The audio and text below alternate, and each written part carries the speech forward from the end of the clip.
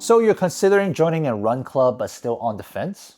Maybe you've been running alone for a few months and you're wondering if a group will make it easier. Maybe you just moved to a new city. Maybe you're hoping that this is how you meet new people. Or maybe you're standing on the edge of one right now, looking at the website, reading it all says, all pace welcome. And you're trying to figure out if that includes you. But here's the issue. Most feedback about run clubs you found online, they only tells you one side. Either they say joining a club changed their life, or they say run clubs are toxic and it's not for them. So I went looking for real answers, because I asked the same questions too. And I read through hundreds of posts and comments from beginners who actually walked into run clubs. And I'm going to share my take after going through all of them. I started running 2 years ago when I was 33.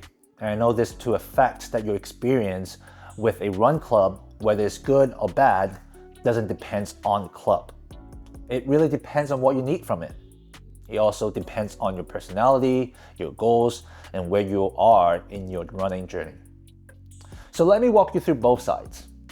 3 reasons to join and 3 reasons not to. And after that, 3 questions you should ask before you show up to a run at a run club.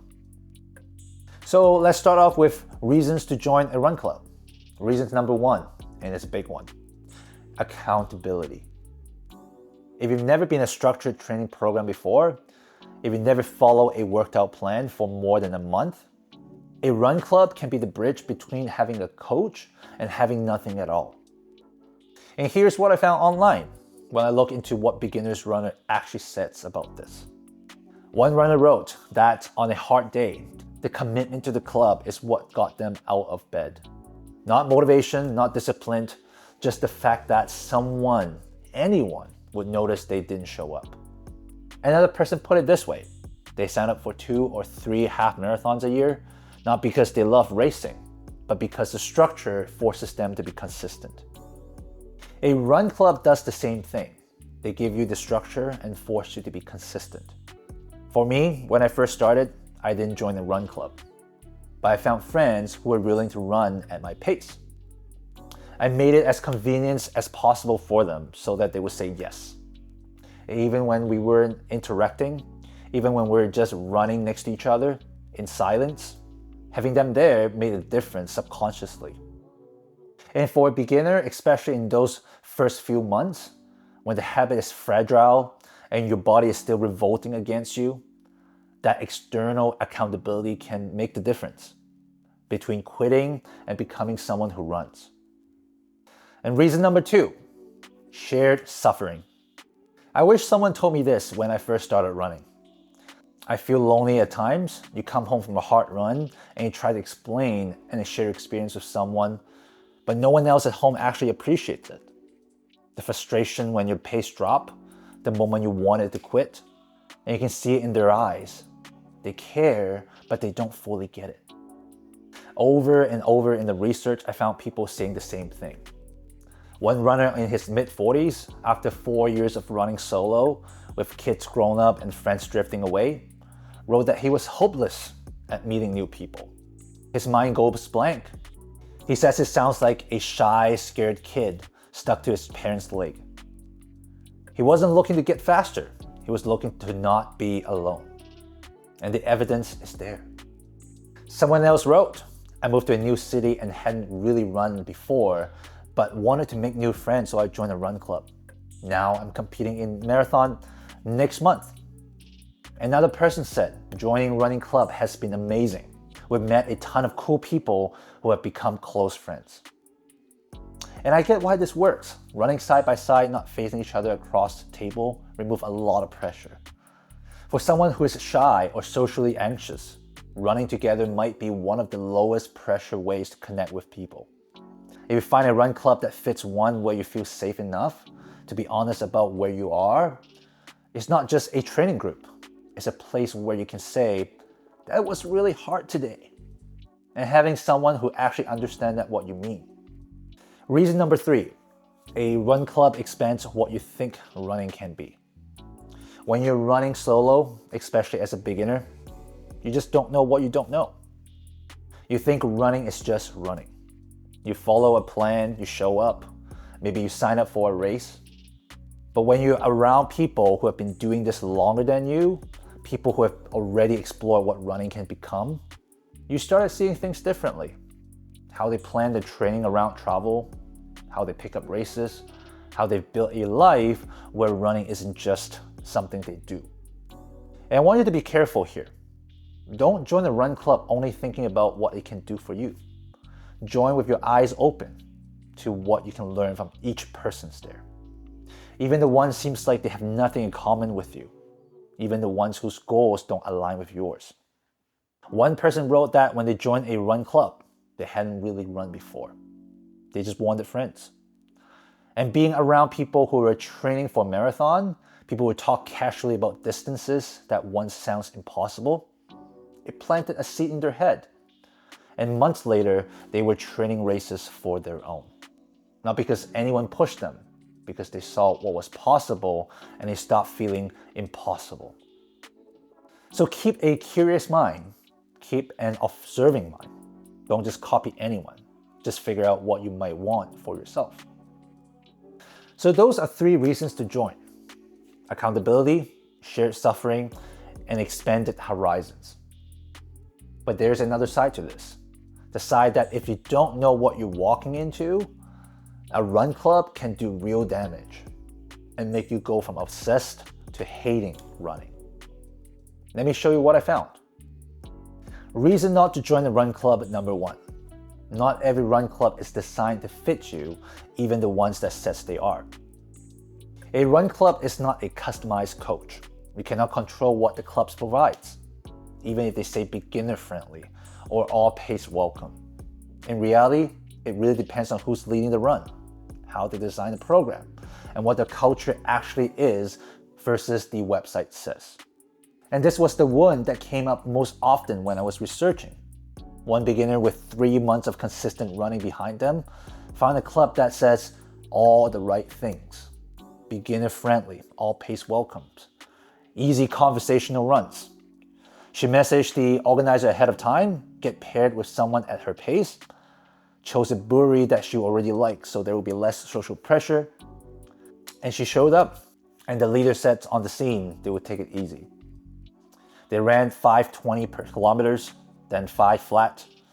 And when she couldn't keep up, they made fun of her for lagging behind. The thing is, she has done everything right. She checked, she asked, she trusts what they told her.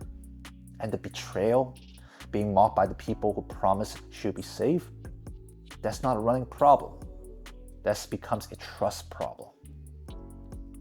Another runner fresh off their second half marathon joined what was described as a social club first, run club second. They said even the slowest pace group run faster than advertised. What was supposed to be a chill post-race club becomes a tempo session. And someone else wrote that they tried to keep up so hard, they gave themselves tendinitis and had to stop running for a year. So the lessons here is, don't blindly trust the all-pace welcome sign. Do your own research, look at their social media, see how they describe themselves, see who show up in their photos. And the most practical thing, join one run, just one, and talk to the people there. See if the reality matches they promise. If you're too lazy to do that research, or you're just hoping the club will magically change everything for you, you might be setting up yourself for failure. Reason not to join number 2, the social dynamics. Based on what I found, a lot of beginners, especially people who are serious about building the habit, they don't focus on the social part. They focus on one thing. How do I make this habit stick? And the problem is, some run clubs are less about running and more about everything around it. One person described their experience as very cliquey and influencer vibe. They're all about the latest shoes and gears, tattoos, content creating. Another call it elitist, more like a dating group. They're people who wear fancy running gear and circle jerk around Strava times. Now I want to be fair, most clubs are not like this, but some are. And if you walk into one while you're figuring out who you are as a runner, that energy can pull you away from the thing you actually came for. There's also this. If you're still new, still building confidence, still figuring out your pace, you might feel pressure to participate socially. And you might feel like you have to talk, you have to share, you have to be interesting. And when running itself already feels hard, adding social performance on top of physical performance, that's a lot. Another person described showing up and finding that nobody talks to them. That might sound like the opposite problem, but it's the same wound. You show up hoping for connection and got invisible. You're standing at the edge of a group that already knows each other, and you don't know how to break in. If the social environment drains you instead of fueling you, being part of a running club can be a distraction. And for a beginner, distractions are dangerous because the habit is fragile, and anything that makes running feels heavier than it already does can be the thing that breaks the habit. Reason not to join number 3, and this is the one that matters most to me. A bad run club experience doesn't just ruin a Tuesday night. It can twist how you feel about running itself. One person had been running for a while. She completed her first half marathon.